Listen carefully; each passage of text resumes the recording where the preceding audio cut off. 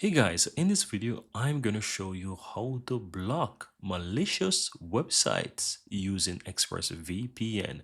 So what you wanna do once you have ExpressVPN open up on your computer, you have your subscription, you're ready to use it, and you wanna block those malicious websites.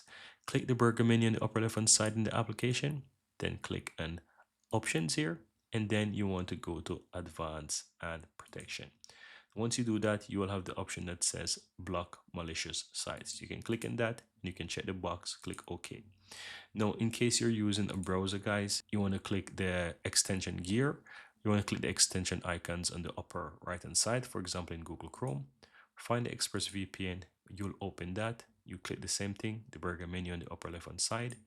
And from here, you want to go into your settings and you will see that it will tell you that if you want to go into configuring your desktop app settings, you can quickly do that.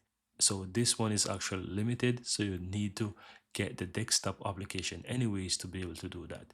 Before we go jump into that, I want to show you something. If you go to your privacy and security, there is an option to block web RTCs and let's say spoof your location. That's basically it. You don't get really much from this.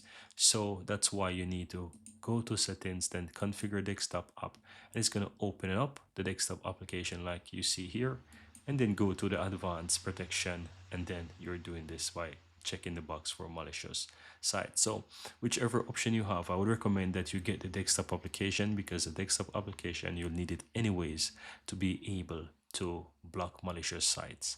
And that's it. Once you check this box, click on OK.